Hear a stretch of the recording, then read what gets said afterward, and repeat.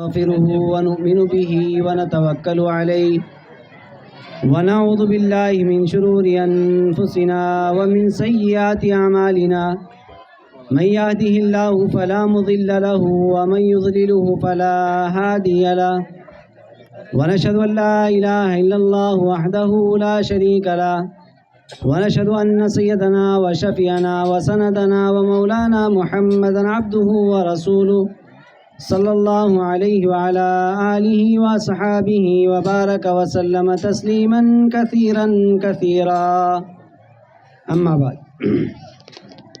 أعوذ بالله من الشيطان الرجيم بسم الله الرحمن الرحيم ألف لام ميم ذلك الكتاب لا ريب فيه هدى للمتقين. وقال تعالى في موضع آخر لو أنزلنا هذا القرآن على جبل لرأيته خاشعا متصدعا من خشية الله. وقال تعالى في موضع آخر من عمل صالحا من ذكر أو أنثى وهو مؤمن فلنحيينه حياة طيبة ولنجزينهم أجرهم بأحسن ما كانوا يعملون. وقال تعالى الذي خلق الموت والحياة ليبلوكم أيكم أحسن عملا. وقال تعالى فمن يعمل من الصالحات وهو مؤمن فلا كفران لسعيه وإنا له كاتبون. صدق اللہ العظیم. محترم دوستو بزرگو، کافی دیر سے ہم پروگرام دیکھ رہے تھے اور خاص طور سے وہ لوگ جو اپنے بچوں کے پروگرام دیکھ رہے تھے دل میں خوش بھی ہو رہے تھے ماشاءاللہ کہ ہمارا بچہ ہماری بچی بڑی جرأت مندی کے ساتھ اسٹیج پر کھڑے ہو کر اللہ کے کلام اور نبی پاک صلی اللہ علیہ وسلم کے فرمان کو بیان کر رہے ہیں، اور خوشی بھی ہونے بھی چاہیے.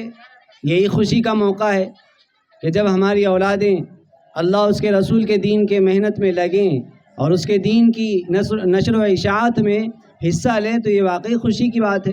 ہر ایمان والے نے خوش ہونا چاہیے. اگر ہماری اولادیں اس میں نہ ہو تب بھی خوشی کی بات ہے کہ ہماری قوم کی جو نئی نسل ہے یہ ترقی کی طرف ان کے قدم اٹھ رہے ہیں، اور اللہ جزائے خیر دے محنتیں کرنے والوں کو. بڑی دلجوئی کے ساتھ انہوں نے محنتیں کی. ہماری وہ اولادیں جو عام طور پہ ایک مشہور مثال دی جاتی ہے کہ بھئی مسلمانوں کا محلہ پہچاننے کے واسطے ایک صاحب نکلے، بولے بھئی ہم کو فلاں محلے میں جانا ہے جہاں مسلم آبادیاں رہتی ہے. بولے ایسا کرو آپ سیدھا چلے جاؤ، جہاں پر گالیاں زیادہ سننے کو ملے گی سمجھ جانا یہی مسلمانوں کا محلہ ہے. جہاں پر زیادہ گندگی آپ کو نظر آئے گی سمجھ جانا یہی مسلمانوں کا محلہ ہے. ہمارے اس گندے معاشرے سے نکال کر ہمارے بچوں کو اس مقام تک پہنچانے والے یہ اساتذہ کرام جو اپنی جوانیاں لگا رہے ہیں، اپنی خواہشات کو، اپنے ارمان کو، اپنی چاہتوں کو قربان کر کے ہماری نسلوں کو پروان چڑھا رہے ہیں، ان کا بڑا احسان ہے. اللہ ان کو خوب جزائے خیر دے اور دین دگنی رات چوگنی ترقیات سے ان کو مالا مال فرمائے. اللہ ان کی ہر ضرورت کو اپنے خزانے غیب سے ضرورت کا تکفل فرمائے. یہ بڑی بات ہے. لیکن میرے دوستو بزرگوں، یہ پروگرام کا مقصد نمائش کرنا یا ہم اپنی محنتوں کا پردرشن کرنے کے لیے یہ پروگرام ہم نے نہیں بنایا ہے. پروگرام کا ایک مقصد یہ ہے کہ اگر میرا بچہ اسٹیج پہ آ کر اللہ کا کلام بہترین انداز میں پڑھ رہا ہے تو میں اس کو سن کر میرے دل میں احساس یہ پیدا ہو کہ میرا یہ بچہ جو 8 اور 9 سال کا ہے یہ تو بہترین تجوید کے ساتھ قرآن پڑھ رہا ہے. میری 40 سال کی زندگی میں کیا میں سورہ فاتحہ بھی صحیح پڑھ سکتا ہوں؟ آدمی اپنی کمی کو بھانپ لے اپنے اندر ان بچوں کے پروگرام کو سن کر کے. اس کے لیے یہ پروگرام ہے. یہ ہرگز اس کا مقصد یہ نہیں ہے کہ ہم نمائش کر رہے ہیں اپنی محنتوں کی. یہ نمائش کی جگہ نہیں ہے. یہ تو اپنے احساس کو زندہ کرنے کے لیے کہ معصوم بچے تو آسمان تک پہنچ گئے اور میری 40 سال کی زندگی 45 سال کی زندگی دنیا کے جھمیلوں میں گزر گئی ہے. میں نے کبھی اس طرف رخ کیا ہی نہیں. کہ میری نماز بھی صحیح ہو، میرا کلمہ بھی صحیح ہو، مجھے درود شریف بھی یاد ہو کہ نبی پاک صلی اللہ علیہ وسلم پر کبھی میں درود پڑھ لوں۔ اس لیے یہ ساری چیزوں کا احساس پیدا کرنے کے لیے یہ پروگرام ہے، جلسے۔ اس لیے یہاں سے یہ سبق لے کر جانا ہے کہ انشاءاللہ اب تک جیسی زندگی گزر گئی اللہ معاف کرنے والے ہیں، آئندہ زندگی میں ہم سب قرآن کو بہترین انداز میں سیکھ کر پڑھنے والے بنیں گے، کریں گے انشاءاللہ۔ اس لیے کہ یہ کلام اللہ کا کلام ہے، اللہ نے پاک نفس کے اوپر اس کو اتارا ہے۔ حضرت نبی کریم صلی اللہ علیہ وسلم پر قرآن کو اللہ نے نازل فرمایا۔ تمام آسمانی کتابوں میں سب سے بڑے مرتبے والی کتاب وہ اللہ کا کلام قرآن شریف ہے، اس لیے قرآن کی بڑی عظمت ہے۔ یہ کتاب سراسر ہدایت کے لیے اتاری گئی۔ میرے دوستو بزرگوں، قرآن کی بڑی ہم عظمت کرتے ہیں، اتنی قدر ہوتی ہے ہمارے ہاں کہ عام طور پہ شادیوں میں سب سے زیادہ اہتمام کیا جاتا ہے قرآن کے پیٹی کے دینے کا۔ خوبصورت عمدہ پیٹی کتنے کی لائے؟ بولے 600۔ ارے اس سے اچھی لانا تھا نا، 800 روپے کی، اچھی بھی دکھ رہی ہو۔ خوبصورت پیٹی، اعلیٰ ورق، اعلیٰ کاغذ کا قرآن شریف، جس میں اعلیٰ پرنٹنگ ہو، کلر کے پیج ہو اور خوبصورت ہو، اٹھانے میں وزنی ہو، ایسا قرآن، قیمتی قرآن اور قیمتی اس کی پیٹی اور خوبصورت قرآن اور خوبصورت اس کی پیٹی، اور دلہن کو دینے کا بڑا اہتمام کہ بیٹا یہ قرآن شریف ہے، تیرے جائز میں دے رہے ہم۔ بیٹی جاتی ہیں اپنے سسرال میں اور جو بیڈ روم ہوتا ہے اس کے الماری پر اس کو احتیاط سے رکھتی ہے تاکہ اس کی بے ادبی نہ ہو۔ اب وہ قرآن شریف رکھ دیا گیا الماری پر، بعد میں بچہ 3 4 5 سال کا ہو گیا تو بچہ پلنگ پہ سے پوچھتا ہے امی وہ بڑا اچھا ڈبہ دکھ رہا کہاں کا ہے وہ؟ ارے پوٹے ہاتھ نہیں لگانا اس کو، قرآن کی بیٹی ہے وہ۔ یہ معاملہ ہے، یعنی قرآن ہے اس کو ہاتھ، بے ادبی ہو جائیں گی قرآن کی۔ میرے دوستو بزرگوں، قرآن کو ہاتھ نہ لگانا قرآن کی بے ادبی ہے۔ ہاں ہم قرآن کے ادب اتنا کر لیتے، ہاتھ ہی لگاتے اس کو، نہ بیچاری ماں پڑھتی اس کو کبھی کھول کے، نہ باپ پڑھتا، دھول لگ جاتی اس پہ وہیں پڑھے۔ عظمت کی کتاب ضرور ہے، لیکن عظمت اس اعتبار سے کہ قرآن کا ایک ایک حرف، اس کا ایک ایک حکم وہ ہماری 24 گھنٹے کی زندگی میں عملاً زندہ ہو۔ یہ صحابہ کی زندگیاں اس بات کی گواہ ہے۔ ابو بکر صدیق رضی اللہ تعالیٰ عنہ اپنے زمانے میں چلتا پھرتا مکمل قرآن ہے۔ عمر فاروق کی زندگی اپنے زمانے میں چلتا پھرتا مکمل قرآن کریم ہے۔ ان کی زندگیوں سے نکلنے والے اعمال ہی وہ قرآن کے احکام تھے۔ آج میرے دوستو بزرگوں، قرآن کے احکام الگ ہیں اور مسلمان کی زندگی الگ ہے، اس لیے دنیا اسلام سے ناآشنا ہے، وہ میرے آپ کی زندگی کو دیکھ کر اسلام کے اچھے اور برا ہونے کا فیصلہ کرتی ہے۔ جب صحابہ اسلام پر تھے، قرآن پر عمل پیرا تھے، صحابہ کے لیے راہیں کھلی ہوئی تھی، جو ہے دنیا کا باطل ٹوٹا ہوا تھا، آج کا باطل ایک جگہ جمع ہے اور پورے دنیا سے اسلام اور مسلمانوں کو مٹانے پر تلا ہے۔ اس کی بنیادی وجہ یہ ہے کہ قرآن ہماری زندگیوں سے نکل گیا۔ یہ قرآن بڑی عظمت والی کتاب ہے، عمل کے اعتبار سے یہ قرآن عظمت والی کتاب ہے، اللہ کے احکام کے اعتبار سے یہ قرآن عظمت والی کتاب ہے، زندگی میں سجانے کے اعتبار سے، پیٹیوں میں سجانے کے لیے قرآن نہیں ہے۔ ہاں میرے دوستو بزرگوں، قرآن عمل کے لیے اللہ نے اتارا ہے، اس لیے قرآن سب سے زیادہ قرآن پاک میں آپ پڑھو، آپ کو تذکرہ ملے گا عمل کا۔ نماز عمل کا نام ہے، زکوٰۃ عمل کا نام ہے، حج عمل کا نام ہے، ذکر عمل کا نام ہے، تلاوت قرآن یہ عمل کا نام ہے۔ پورے قرآن میں آپ کو اعمال بکھرے ملیں گے، اور عمل والوں ہی کے لیے اللہ نے بدلے کا وعدہ کیا ہے۔ اللہ خود فرماتے ہیں من عمل صالحا من ذکر او انثی وهو مؤمن، جو کوئی مومن مرد، جو کوئی مومن عورت ایمان کی حالت میں نیک اعمال کرے گا، اس کے لیے اللہ کے ہاں بہترین بدلہ ہے۔ دنیا میں اللہ اس کی زندگی کو بہتر بنا دیں گے۔ کیسی بہتر بنائیں گے؟ اللہ فرماتے ہیں فَلَنُحْيِيَنَّهُ حَيَاةً طَيِّبَةً، ہم اس کی زندگی کو پاکیزہ بنا دیں گے۔ پاکیزہ زندگی کس کو کہتے ہیں؟ عام طور پہ ہمارے آنکھوں پر جو چشمہ لگا ہوا ہے تو ہم یہ دیکھتے ہیں کہ 2 منزلہ بلڈنگ، ایئر کنڈیشن روم، ڈلپ کے گدے، عالی شان فرنیچر، گراؤنڈ میں کھڑی ہوئی 2 کاریں، یہ عمدہ زندگی ہے، یہ ہماری نگاہیں دیکھ رہی ہے۔ اللہ کہتے ہیں یہ عمدہ زندگی نہیں ہے۔ بستر بڑا اچھا ہے آدمی کے پاس، اس کو رات بھر نیند نہیں آتی، بتاؤ جی زندگی اچھی ہے کہ بری ہے؟ گھر اس کا ایئر کنڈیشن اے سی والا گھر ہے، ساری سہولتیں اس میں اس کو مہیا ہے، اس کے باوجود زندگی الجھنوں میں مبتلا ہے۔ زندگی اچھی ہے کہ بری ہے؟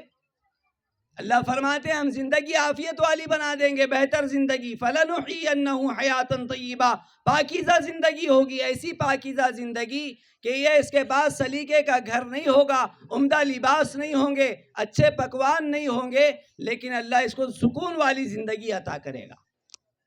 صحابہ خستہ حالی میں زندگی گزار رہے۔ ایک صحابی فجر کی نماز پڑھی، فوراً چلے گئے۔ اللہ کے نبی نے پوچھا کہ صاحب دعا میں بھی نہیں رکے، کہاں چلے گئے؟ ان سے ملاقات کی، کہنے لگے کیا بات ہے بھائی، فجر کی نماز پڑھتے ہی تم چلے گئے گھر پہ، دعا کے لیے بھی نہیں رکے؟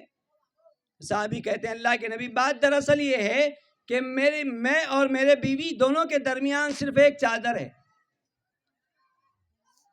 اور گھر میں ہم نے گڑھا کھود رکھا ہے۔ میں گھر سے باہر نکلنے کے لیے نماز کے لیے آتا ہوں تو چادر پہن لیتا ہوں، میری بیوی ننگے بدن گڑھے میں بیٹھ جاتی ہے۔ جب میں گھر پہ جاتا ہوں پھر وہ چادر لیتی ہے، میں گڑھے میں بیٹھ جاتا ہوں، پھر وہ نماز پڑھ لیتی ہے۔ اس لیے کہ نماز میں سطر کا چھپانا فرض ہے۔ کیا ہے؟ ابھی سنائے بچوں نے، فرائض نماز، شرائط نماز، اس میں کیا ہے؟ جگہ کا پاک ہونا، بدن کا پاک ہونا، کپڑوں کا پاک ہونا، سطر کا چھپانا، یہ فرض ہے۔ تو کہنے لگے جب میں گھر پہ جاتا ہوں چادر اس کو دے دیتا ہوں، وہ نماز پڑھتی ہے، میں گھڑے میں بیٹھ جاتا ہوں۔ فجر کے وقت میں اصل میں ہوتا یہ ہے کہ فجر کے بعد طلوع جو ہے اشراق میں بہت کم وقت رہ جاتا ہے طلوع آفتاب میں، تو مجھے یہ خطرہ ہوا کہ کہیں میرے بیوی کی نماز قضا نہ ہو جائے، اس لیے میں جلدی چلا گیا۔ صحابہ نے یہ زندگیاں گزاری۔ حضرت ابو ہریرہ رضی اللہ تعالیٰ عنہ دنیا کا سب سے بڑا محدث ہے، صحابہ میں بھی سب سے بڑے مقام کا محدث ابو ہریرہ رضی اللہ تعالیٰ عنہ سے سب سے زیادہ روایات مروی ہے۔ فرماتے ہیں کہ ایک مرتبہ قطان کے کپڑے سے ناک صاف کر رہے اور کہتے ہیں ابو ہریرہ کیا تیری شان ہے، آج قطان کے کپڑے سے ناک صاف کرتا ہے، ایک وقت تیرا یہ تھا کہ مسجد نبوی میں بے ہوش ہو کر گر جایا کرتا تھا، تیری گردن کو لوگ پیروں سے کھندلتے تھے اور یہ سمجھتے تھے کہ اس کو مرگی کا دورہ پڑا ہے، حالانکہ خدا کی قسم وہ مرگی کا دورہ نہیں تھا، وہ تو بھوک کی شدت کی وجہ سے بے ہوشی طاری ہو جایا کرتی تھی کہ کھانے کو نوالا نصیب نہیں تھا، لیکن اللہ کا دین زندگیوں میں تھا، اللہ نے اس مقام پہ پہنچایا کہ ملک کے گورنر بنے، اور ایک وقت آیا کہ قطان کے کپڑے سے ناک صاف کرتے ہو خود ہی افسوس کر رہے کہ وہ ابو ہریرہ ایک دن وہ تھا اور آج تیرا ایک دن یہ ہے۔ ترقیات دین میں اللہ نے رکھی ہے، ہم اس کو دنیا میں تلاش کر رہے ہیں۔ میرے دوستو بزرگوں، دینی اعمال میں اللہ نے ہر قسم کی ترقی رکھی ہے، دنیاوی ترقیات بھی اور اخروی ترقیات بھی۔ اس کا بہترین نصاب، اپنی زندگی گزارنے کا بہترین نصاب، اس کا نام قرآن ہے۔ قرآن دستور حیات ہے، قرآن عمل کے لیے اتارا گیا ہے۔ اللہ خود فرماتے ہیں الذی خلق الموت والحیات لیبلوکم ایکم احسن عملا، ہم نے زندگی اور موت کا نظام بنایا ہی اس لیے ہے، ہم یہ دیکھنا چاہتے ہیں تم میں کون اچھے اعمال لے کر آتا ہے۔ اچھا بنگلہ مطلوب نہیں، اچھے لباس مطلوب نہیں، اچھی ڈگریاں مطلوب نہیں، اچھے عہدے مطلوب نہیں، اچھے بنگلات مطلوب نہیں، اچھی عزتیں مطلوب نہیں، اور اچھے خاندان مطلوب نہیں۔ اللہ فرماتے ہیں اچھے اعمال مطلوب ہے کہ اعمال کون اچھے لے کر آتا ہے۔ جب ہم جاگ کر دیکھیں اپنے گریبان میں تو معلوم پڑے گا کہ اعمال کے علاوہ سب عمدہ ہمارے پاس موجود ہے، اگر سب سے خراب کوئی چیز ہمارے دامن میں ہے وہ اعمال ہے۔ صبح فجر کی اذان سے لے کر عشاء کی نماز کے بعد تک اپنے سارے روٹیشن کو چیک کرے آدمی کہ میں اس سارے عرصے میں نے کیا اچھے عمل کیے اور کتنے اچھے عمل کیے، اپنی زندگی کا خود محاسبہ کرے، اس لیے کہ قیامت کے دن اللہ خود ہمارے اعمال کا محاسبہ ہمارے حوالے کر دیں گے، اور ہر ایک کے گردن میں اس کی کتاب لٹکائی جائے گی، اس سے کہا جائے گا خذ الکتاب اقرا کتابک، یہ تیری کتاب ہے، اس کو پکڑ، اقرا کتابک، اپنی کتاب خود پڑھ لے، تیرے نامہ اعمال میں تو نے کیا کیا۔ اور تو خود فیصلہ کر لے اپنے تعلق سے تیرے ساتھ میں کیا معاملہ کیا جائے۔ اسے میرے دوستو بزرگوں، عمل سے زندگی بنتی ہے، جنت بھی جہنم بھی، یہ خاکی اپنی فطرت سے نہ نوری ہے نہ ناری۔ میرے دوستو بزرگوں، ماں پیٹ سے جنتی جہنمی بن کے بندہ پیدا نہیں ہوتا، اعمال کی بنیاد پر اس کی جنت اور جہنم کے فیصلے اللہ کے ہاں ہوتے ہیں۔ سب سے بڑا خوش نصیب ہے وہ جس کا خاتمہ ایمان کے ساتھ ہو اور اللہ کے یہاں اس کو ایمان والا شمار کیا جائے۔ سب سے بڑا بد نصیب ہے وہ جو اپنے آپ کو ایمان والوں میں خود شمار کرے اور اللہ کے یہاں فہرست سے نام نکال کر پھینک دیا جائے اور کہا جائے کہ تو ایمان والوں میں کبھی تھا ہی نہیں۔ ہماری زندگیوں کے رخ جس طرف ہیں وہ یہ بتاتے ہیں راستے کہ یہ انسان کفر پر تو مر سکتا ہے، ایمان کی موت اس کو نصیب نہیں ہو سکتی۔ ایمان کے لیے اعمال شرط ہے، جیسے اعمال کے لیے ایمان شرط ہے ایسے ہی ایمان کے لیے بھی اعمال شرط ہے۔ جہاں جہاں ایمان کا تذکرہ وہاں اعمال کا تذکرہ ہے۔ اس لیے اللہ نے فرمایا من عمل صالحا من ذکر او انثى وهو مؤمن، ایمان کی حالت میں نیک اعمال مطلوب ہے اللہ کے ہاں، اور اعمال ہی کی وجہ سے آدمی کے ایمان والا ہونے کی شہادت اللہ کے ہاں موجود ہوگی۔ اس لیے ہم اپنی زندگی کو قرآن والی زندگی بنائیں، صحابہ والی زندگی، نبی پاک صلی اللہ علیہ وسلم والی زندگی۔ جو زندگی نبی پاک صلی اللہ علیہ وسلم نے تعلیم دی ہے وہ زندگی کا ایک ایک عمل ہماری زندگی میں موجود ہو، تاکہ کل قیامت کے دن سرکار دو عالم جناب محمد رسول اللہ صلی اللہ علیہ وسلم کے ہاتھوں سے جام کوثر پینے کا موقع ہم کو مل جائے۔ ہاں، کہیں ایسا نہ ہو بدعملی علی کی زندگی گزارتے گزارتے دنیا سے چلے گئے، دنیا والے بھی سمجھتے تھے مسلمان تھا، میں بھی اپنے آپ کو سمجھتا ہوں کہ مسلمان ہوں، مرنے کے بعد جب آنکھیں کھلی ہیں قبر میں تو پتہ چلا صاحب تم تو مسلمان ہی نہیں ہے۔ اس لیے میرے دوستو بزرگوں، قرآن عمل کے لیے اللہ کے یہاں ایک ایک عمل محفوظ ہے، زبان سے نکلا ہوا بول ہو یا اس کے اعضائے جسم سے کیا ہوا کوئی عمل ہو، اللہ کے ہاں سب محفوظ ہے۔ اللہ فرماتے ہیں کوئی اگر نیک عمل کی سعی کرے فَمَن يَعْمَلْ مِنَ الصَّالِحَاتِ، جو کوئی اچھے عمل کی طرف سعی کرے فَلَا كُفْرَانَ لِسَعْيِهِ، تو اس کے اس سعی کو، اس عمل کرنے کو نکارا نہیں جائے گا، اللہ کیا جھٹلایا نہیں جائے گا۔ اللہ نے جو وعدے کیے اللہ اپنے وعدوں میں سچے اور پکے ہیں۔ باپ کیا کرتا ہے دنیا میں، بیٹا تیرا 10ویں کا امتحان آ گیا، بولے جی ابو، بیٹے کو بولتا ہو کہ بیٹا اگر تو اچھے نمبر سے کامیاب ہو گیا تو پہلے سائیکل چلتے تھے تو بولے سائیکل دلا دوں گا، اب تو سائیکل کا تو تصور ہی ختم ہو گیا، اب تو بیٹا بائک دلا دوں گا، اچھی اسپورٹس بائک R15 دلا دوں گا تیرے کو، ZMR بلٹ دلا دیتا، بلٹ اچھے نمبر لے گیا تو 10ویں میں۔ اب وہ بچے سے اپنے وعدہ کر رہے ہیں کامیابی پر، کچھ بیچارے اور بھی تھوڑے سے ایسے ہیں کہ جن کا پیسہ کم ہے تو بولے جان دے بیٹا تیرے کو 20-25 ہزار کا موبائل ہی دلا دوں گا میں، بھلے جانا تو انگار جہنم میں گر جا اس کو استعمال کر کے، میرے کوئی فرق نہیں پڑتا، صرف نمبر اچھے لا لے دنیا میں۔ یہ ایسی غلطیاں ہیں جو ہم جان بوجھ کر بھی رہے ہیں، اس کے نقصانات کو خود بھگت بھی رہے ہیں۔ بچوں کو بائک دلا کر ان کا جانی نقصان اور ان کو موبائل دلا کر ان کا ایمان اور دین کا نقصان کر رہے ہیں، اور اس کو اچھا سمجھ رہے ہیں۔ ہاں بولے اپنے جیسا دیکھو، بولے چھوکرے کو 25 ہزار کا موبائل دلا کے دیا، ہاں بولے پھر دوسروں کے جیسے ہے کیا پون، حالانکہ اس نے اپنے بچے کو خود موت کے گھاٹ اتار دیا۔ میرے دوست غلط ہے، لیکن بہرحال تو بچہ باپ اپنے بیٹے سے یہ وعدہ کرتا ہے کہ تو کامیاب ہو جا اچھے نمبرات سے، تجھے میں چیزیں دلا دوں گا، اور جب بچہ پاس ہو گیا، اب جب بچہ پاس ہوا، رزلٹ آیا تو معلوم پڑا صاحب ابھی تو اپنے پاس جیب میں بچا ہی کچھ نہیں، قرضہ آنکھ پہ چڑھا ہوا ہے، تو کہاں سے دلائیں گاڑی؟ تو کیا بولتا بیٹے کو، ارے بیٹا میں نے 12ویں کا بولا تھا، دیکھو 10ویں کا تھوڑی بولا تھا، تو 12ویں کے نمبر اچھے لے کر آ، پھر تیرے کو میں بڑی گاڑی دلا کے دوں گا۔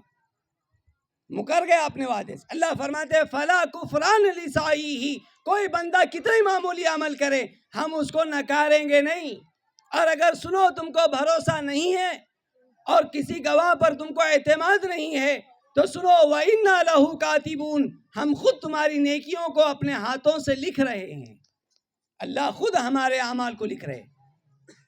میرے دوستو بزرگوں، یہ قرآن عمل کے لیے اللہ نے دیا ہے، اس پر عمل کرنے سے ہماری زندگیاں بنے گی۔ اللہ نے فرمایا زندگی بہتر بنائیں گے، زندگی بہتر ہر اعتبار سے بہتر بنے گی، دنیا بھی اللہ دیں گے، آخرت بھی بنے گی، اور برعکس اس کے کریں گے۔ اللہ فرماتے ہیں وَمَنْ أَعْرَضَ عَنْ ذِكْرِي فَإِنَّ لَهُ مَعِيشَةً ضَنْكًا، جو کوئی ہمارے دین سے روگردانی کرے گا، بدعملی کی زندگی گزارے گا، ہم ایسے لوگوں کی زندگی کو نپتر بنا دیں گے۔ رکشہ چلانے والے سے لے کر بڑی بڑی بلڈنگوں کے مالک تک کسی بھی مسلمان کو جا کر خیر خیریت پوچھو، کیوں جی حاجی صاحب، کیوں سیٹھ صاحب، کیوں جی فلانے صاحب، کیسی چل رہی ہے؟ کیا بولنا، تم کو بہت برے حال چالو ہے۔ ایک بھی آپ کو ایسا نہیں ملے گا جو یہ کہے گا کہ الحمدللہ اللہ نے میری دنیا ہی جنت بنا دی۔ ہر کوئی آپ کو یہ کہتا ہوا ملے گا کہ بڑی پریشانی چل رہی، مولوی صاحب دعا کرو نا، ہمارے پاس تو بہت آتے، کچھ ایسے بھی آتے کہ دعا کر دو، کچھ ایسے بھی آتے کچھ دے دو نا، دھاگا پانی کا کام جم جائے گا۔ دھاگے پانی سے کام جمتا تھا تو اتنے پاپڑ ہی بیلنے کی ضرورت نہیں تھی اپنوں کو۔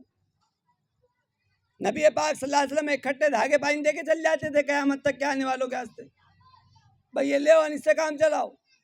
لیکن نبی پاک صلی اللہ علیہ وسلم نے 23 سالہ زندگی عمل کر کے امت کو یہ بتایا کہ عمل سے زندگی بنے گی، اور ہم یہ سمجھتے کہ سستے میں کام نپٹ جائے، شارٹ کٹ مارنے کے چکر میں۔ میرے دوستو بزرگوں، زندگی اللہ نپتر بنا دیں گے۔ کتنی نپتر زندگی بنے گی؟ ایک آدمی تو بڑی بلڈنگ میں رہ رہا ہے، بے دین ہے، آپ بولیں گے کہ اس کو تو اللہ نے اتنا مال دے دیا، وہ تو دین پر چلتا نہیں۔ ایسے کئی لوگوں سے ہماری ملاقات ہوئی جو دنیاوی اعتبار سے اللہ نے اتنا نوازا کہ ان کے پاس خود ان کا حساب کتاب نہیں کہ ہمارے پاس مال کتنا ہے۔ ایسے لوگ اور آ کر یہ کہتے ہیں مول صاحب تم دعا کرو اللہ عافیت کا معاملہ کر دے، دل بولتا ہے ایسی زندگی سے اللہ موت دے دے۔ کیا بولتا ہو؟ ایسی زندگی سے موت اچھی، یہ نپتر زندگی ہے جو اپنی دنیاوی زندگی میں یہ اپنی زبان سے یہ کہے کہ مجھے ایسی زندگی سے موت پیاری ہے، اس کو کہتے ہیں نپتر زندگی۔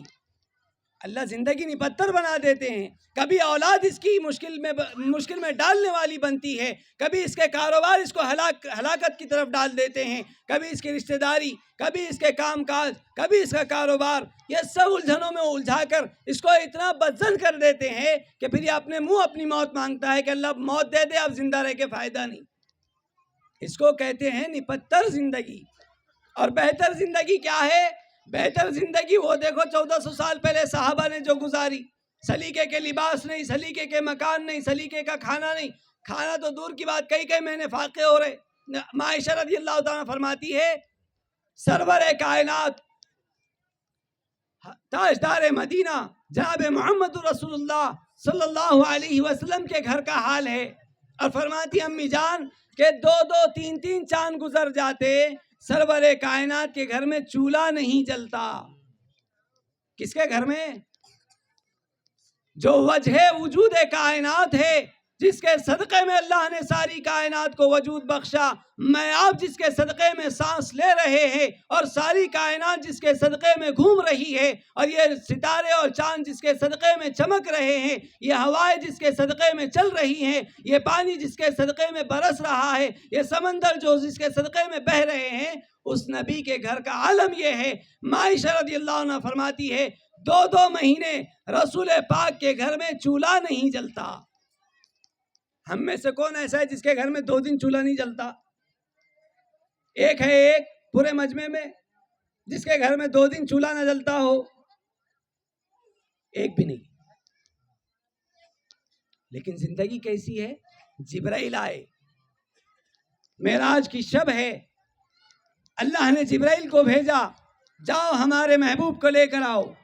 حضرت جبرائیل آئے، آ کر کھڑے ہوئے، سمجھ میں نہیں آیا کہ بیدار کیسے کروں کہ سرور کائنات کو تکلیف نہ ہو جائے، تو اللہ نے طریقہ سکھایا کہ جبرائیل اپنے نورانی ہونٹوں کو ہمارے حبیب کے تلووں سے لگاؤ اور نبی کے تلووں کو بوسا دو۔ یہ طریقے یہ اس انداز سے نبی پاک صلی اللہ علیہ وسلم کو اٹھا کر معراج میں لے کر گئے۔ جس نبی کو اللہ نے اپنے عرش پر بلایا، اس نبی کے گھر کا تو یہ حال ہے، اسی نبی کے نام لیوا ہم ہیں، اسی نبی کے غلامی کے دم بھرنے والے ہم ہیں، اسی نبی کے عاشق ہونے کا دعویٰ کرنے والے ہم ہیں۔ ہمارے گھر میں کبھی ایسی نوبت نہیں آئی کہ 2 دن بھی چولہا نہ جلا ہو۔ پھر میرے دوست و بزرگوں، وہ مقام ہم کو کہاں سے مل سکتا ہے جس مقام کے لیے اللہ نے اس امت کو پیدا کیا ہے؟ اس لیے عملی زندگی، اللہ نے فرمایا نیک اعمال والی زندگی ہوگی تو ہم دنیا کی زندگی کو بہتر بنائیں گے۔ آخرت میں کیا ملے گا؟ وَلَنَجْزِيَنَّهُمْ أَجْرَهُمْ بِأَحْسَنِ مَا كَانُوا يَعْمَلُونَ، آخرت میں ان کو ان کے اعمال کا بہترین بدلہ دیں گے۔ یہ سارے علماء کرام بیٹھے ہوئے ہیں اور بڑے ذمہ داری سے میں یہ بات ان کے سامنے کہہ رہا ہوں، کیا اللہ کو کسی بندے کے اعمال کے بنیاد پر، اس کے اعمال کے بنا پر اس کو بدلہ دینے کی ضرورت ہے؟ ارے بولو نا، علماء اکرام ہیں یہ سب بیٹھے ہوئے، کوئی ضرورت نہیں اللہ کو بدلہ دینے کی۔ جان اس نے دی، پیدا اس نے کیا، اعضاء اس نے دیے، عقل اس نے دی، سارے اعضاء سلامت اس نے رکھے، سانس اسی کی دی ہوئی، دھڑکنیں اسی کی دی ہوئی، خون کے قطرات اسی کے دیے ہوئے، سارا ہمارا پورا نظام اسی کے قبضے میں ہے۔ اتنا سب ہونے کے بعد تو اس کا حق ہی ہم پر اتنا ہے کہ ساری زندگی اس کے سامنے سجدے میں گزار دے، پھر بھی ہماری زندگیاں برعکس گزر رہی ہے۔ تو اللہ اگر کوئی بندے کو یہ بھی کہہ دے کہ چل جا عمل کر لیا، بہت اچھا کام نہیں کرا تو نے، اتنے احسان تھے ہمارے تیرے اوپر، تو ضرورت نہیں ہے اللہ کو، پھر بھی اللہ فرماتے ہم بہترین بدلہ دیں گے۔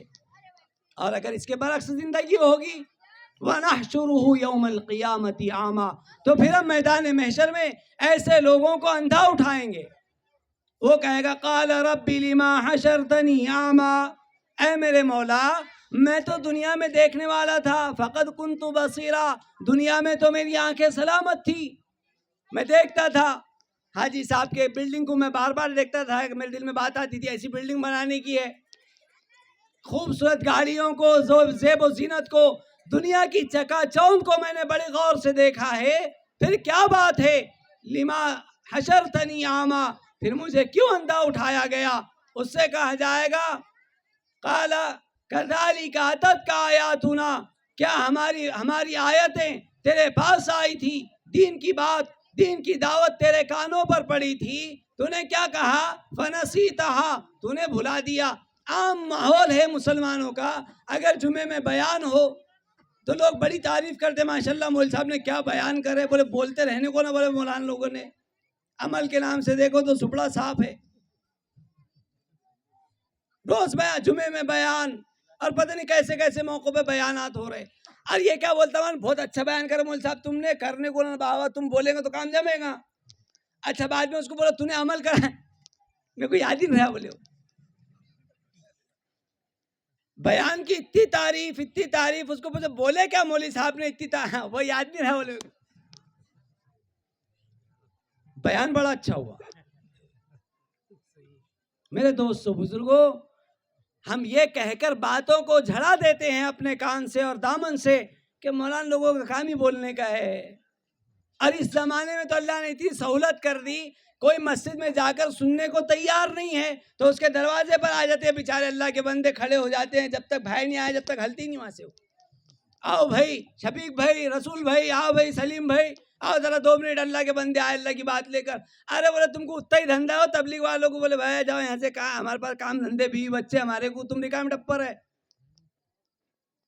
تبلیغ والوں کی بات کو یہ کہہ کر کہ ان کو اتنا ہی کام ہے، اور علماء کی بات کو یہ کہہ کر کہ علماء نہیں بولیں گے تو کون بولے گا، یہ کہہ کر ٹال دیا تو نے، فنسیتہا، تو نے بھلا دیا تھا، کذالک الیوم تنسا، آج ہم کو پورا اختیار ہے، ہم نے تجھے بھلا دیا۔ خدا کی قسم جس بندے کو اللہ میدان محشر میں بھلا دے تو پھر کون سی طاقت ہے جو اس کو کامیاب کر کے بتائے؟ ہے کوئی؟ میرے دوستو بزرگوں، اپنی زندگی کا رخ صحیح کرنا ہے، اپنی زندگی کو عمل پر ڈالنا ہے۔ دیکھو ہم کیا کرتے، فلان صاحب دیکھو نا حج کر کے آئے وہ کیا ہے، دیکھو تو صحیح، ان کو حرام کا مال لے کر گئے، حج کر کے آ کر ہم کو بتا رہے گئے۔ میرے دوستوں بزرگوں، وہ حاجی صاحب، نمازی صاحب اور پاکی صاحب اور پاجی صاحب جتنے بھی ہیں نا، ان سے کوئی لین دین نہیں اپنوں کو۔ فرشتہ آ کر یہ پوچھیں گا من ربو کا، کیا پوچھیں گا وہ؟ من ربو کا، تیرا رب کون ہے یہ بتا، وہ جانتے چولہے میں اس کو وہ حاجی صاحب نے کیا اجالا پاڑے، مولوی صاحب نے کیا اجالا پاڑے، ان کا ان کے ساتھ میں تو بتا تیرا رب کون ہے؟ کیا بولیں گا وہ؟ من ربو کا ما دینو کا، تیرا دین بتا کیا ہے، تو نے نمازیں کتنی پڑھی ہے، تو نے روزے کتنے رکھے ہیں، تو نے نبی پر درود کتنا پڑھا ہے، تو نے نبی کے طریقوں پر عمل کتنا کیا ہے، یہ بتا۔ وہ الانے پھلانے سے ہم کو کوئی لین دین نہیں۔ اس لیے اپنی زندگی کا رخ صحیح کرنا ہے۔ سرور کائنات کا دیدار قبر میں ہوگا، فرشتہ پوچھے گا اس شخص کے بارے میں تیرا کیا کہنا ہے؟ ما تقول لہذا الرجل، یہ جو پورے امام بخاری رحمۃ اللہ نے روایت نقل کی ہے، فرشتے آئیں گے میت کے پاس قبر میں، اور مدینہ حضرت نبی پاک صلی اللہ علیہ وسلم کے روزے تک جتنے قبر کے زمین کے پردے ہیں سارے ہٹائے جائیں گے، اس کو بٹھایا جائے گا، سرور کائنات کا چہرہ اس کو دکھایا جائے گا۔ پھر فرشتے پوچھیں گے ما تقول لہذا الرجل، اس آدمی کے بارے میں تو کیا کہتا ہے، تو کیا کہتا ہے، لوگ کیا کہتے تھے کیا نہیں کہتے تھے ان کا جاندے، تو بول تیرا کیا معاملہ ہے۔ اب اگر سرور کائنات کے طریقوں سے محبت ہوگی، سرور کائنات کے طریقوں کو اپنایا ہوگا، سرور کائنات کی محنت پر اپنی جان نچھاور کی ہوگی، تو کہے گا یہ تو میرے مشفق و مربی ہے، انہیں کے لیے جیا تھا، انہیں کے لیے مرا ہوں، یہ تو میرے آقا و مولا ہے، یہ تو ہمارے نبی جناب محمد الرسول اللہ صلی اللہ علیہ وسلم ہے، یہ تو سید الانبیاء والمرسلین ہے، ان کو ہم کیسے بھلا سکتے ہیں؟ میرے دوست بزرگوں، یہ جواب اس وقت دے گا جب اس کی زندگی عمل پر ہوگی، ورنہ تو بھائی اللہ کے نبی نے فرمایا قبر میں فرشتے پوچھتے جائیں گے اور یہ کہے گا لا ادری، میں نہیں جانتا۔ اس سے پوچھا جائے گا دین کیا ہے، لا ادری، میں نہیں جانتا۔ یہ نہ یہ شخص کے بارے میں بھائی میں تو کچھ نہیں جانتا، جو لوگ کہتے تھے وہی میں بھی کہتا تھا۔ تو اللہ کے نبی نے فرمایا کہ اس کی قبر کو تنگ کر دیا جائے گا، اتنی تنگ کریں گے کہ پسلیاں ایک دوسرے میں گھس جائے گی، جہنم اس پر مسلط کر دی جائے گی، اور عذابات جہنم اس پر مسلط کر دیے جائیں گے۔ میرے دوست بزرگوں، ہم میں سے کون ایسا ہے جو اپنی قبر کو عذاب میں مبتلا کرنا چاہتا ہے کوئی ایسا؟ اگر ہم چاہتے ہیں ہماری قبریں جنت کا گڑھا بن جائے، جنت کا باغ بن جائے، اس کے لیے میرے دوست بزرگوں اپنی زندگی کا رخ صحیح کرنا پڑے گا۔ لوگ کیا کرتے ہیں کیا نہیں کرتے اس سے ہم کو کوئی لینا دینا نہیں۔ میں اپنے اعمال دیکھوں، میری نمازوں کی پابندی ہو رہی ہے یا نہیں ہو رہی، اگر ہو رہی ہے الحمدللہ، اللہ اس سے آگے ترقی پر پہنچا دے، نہیں ہو رہی تو میرے لیے سوچنے کا مقام ہے کہ جب میں نماز جیسا فریضہ ادا نہیں کر پا رہا ہوں تو میدان محشر میں کس منہ کے ساتھ اللہ کے سامنے کھڑے ہو کر میں حساب اور کتاب دوں گا۔ اس لیے اپنی زندگیوں کو رخ پر، اپنی زندگیوں کے رخ کو صحیح کرنا، اپنی زندگی کو عمل پر لانا ہے، چاہے تھوڑا تھوڑا کر کے ہو۔ ایک دن میں ہم کامل دیندار نہیں بن سکتے، لیکن عزائم ضرور کر سکتے ہیں ایک گھڑی میں۔ اس لیے میرے دوست بزرگوں اپنی زندگی کا رخ ہم صحیح کریں۔ یہ جلسے، یہ مکاتب کی محنتیں، اس کے لیے یہ تو بیچارے چھوٹے چھوٹے معصوم بچوں پر محنتیں کر رہے ہیں، لیکن ابھی امت کے دو طبقے ایسے ہیں جو یہ سمجھتے ہیں کہ ہمارے لیے دین کی محنت ضروری نہیں ہے۔ اس لیے ہماری مائیں بہنیں وہ اپنے گھروں میں دینی اعمال کے ساتھ، عبادت، تلاوت، ذکر کے ساتھ، بچوں کی بہترین دینی تربیت کے ساتھ اپنے گھر کی زندگی کو گزارے۔ بالغ مرد جتنے ہیں وہ پانچوں نمازوں کے اہتمام کے ساتھ اپنے دینی اعمال میں اپنے وقت کو لگاتے ہوئے پورے دین کے ساتھ زندگی گزارنے والے بنے۔ امت میں تین طبقے ہیں، تینوں امت سے پورا دین مطلوب ہے، پوری امت سے پورا دین مطلوب ہے، اور امت میں تین طبقے ہیں۔ پہلا طبقہ وہ مستورات کا ہے، دوسرا طبقہ مردوں کا ہے، تیسرا طبقہ یہ معصوم بچے، یہ تو ابھی نامکلف ہیں، یہ ان کی عمروں کو جا کر جب پہنچیں گے جب مکلف بنیں گے، ہم تو مکلف ہیں دین کے۔ اس لیے میرے دوست بزرگوں بچوں کو سکھانے پر ہمارا بڑا زور ہے، لیکن اپنے ذات کے اعتبار سے ہم نے کیا سیکھا؟ ہم بھی سیکھیں، مائیں بہنیں بھی اپنے گھروں میں سیکھنے سکھانے کا رواج ڈالیں، قرآن سیکھے، نماز سیکھے، مسائل سیکھے، اور اگر معلوم نہیں ہے اپنے گھر کے مرد حضرات کو کہیں کہ وہ علماء سے جا کر مسائل پوچھ کر آئے، اپنے قرآن کو صحیح کر کے آئے، اور پھر وہ آ کر گھروں میں ہماری ماں بہنوں کو ان کے قرآن کو صحیح کرائے، ان کے اعمال کو صحیح کرائے۔ یہ ترتیب قائم ہمارے گھر ہر گھر میں. اس لیے کہ میرے دوست بزرگوں یہ زمانہ انتہائی انحطاط کا زمانہ ہے. امت بیزارگی کی طرف جا رہی ہے اور اللہ کی ناراضگی اتر رہی ہے. ہم دیکھ رہے ہیں حالات دن پر دن بد سے بدتر ہوتے جا رہے ہیں. یہ اللہ کی ناراضگی کی علامت ہے. اللہ راضی ہوں گے ہمارے اور تمہارے اعمال سے. اس لیے ہم اپنے اعمال کو بہترین بنانے کی کوشش کریں, دین کی محنت میں حصہ لیں, مسجدوں کو آباد کریں, گھروں میں اللہ کے نبی پاک صلی اللہ علیہ وسلم کی تعلیمات کو زندہ کریں, گھروں میں رسول پاک صلی اللہ علیہ وسلم کے حدیثوں کا جو ہے تعلیم ہو, اور ہر ماں بہن, ہر بچہ, ہر جوان ہمارے گھر میں بیٹھ کر اس تعلیم کو سنیں. مسجدوں میں بھی گھروں میں بھی جتنا زیادہ اللہ کے دین کے مذاکرے ہوں گے اتنا ہی زیادہ اللہ کا دین زندگیوں میں آنا آسان ہوگا. اس کے لیے میرے دوست بزرگ کرتے سب عزائم انشاءاللہ. کہ اب تو ہم نے بچوں کا جلسہ کیا, ہم کو بڑا احساس ہو گیا, لیکن آئندہ جلسہ آنے سے پہلے انشاءاللہ ہم یہ عزائم کر لیں کہ ہم بہترین قرآن پڑھیں گے, سب کے سب پڑھیں گے انشاءاللہ. اللہ توفیق دے. مسجد میں جوانوں کا مکتب قائم کرو. جس وقت میں بھی آپ کو فرصت ہے اس وقت میں آ کر, مسجد میں مول صاحب رہتے ماشاءاللہ, اس وقت میں آ کر ان سے قرآن صحیح کر لو. گھر میں جا کر اپنی مائیں بہنیں ہیں, ہماری جو ہے بیٹیاں ہیں, ان کا جا کے ان کا بھی قرآن صحیح کر لے گھر میں کہ بیٹا ذرا سنا بڑا تیرے کو سورہ فاتحہ یاد ہے کہ نہیں ہے. اس لیے اپنے گھر کی مصروفات کی بھی فکر کریں گے سب انشاءاللہ. اللہ ہم سب کو عمل کی توفیق نصیب فرمائے. جن 4 بچوں کے 5 منٹ کا وقت ہے.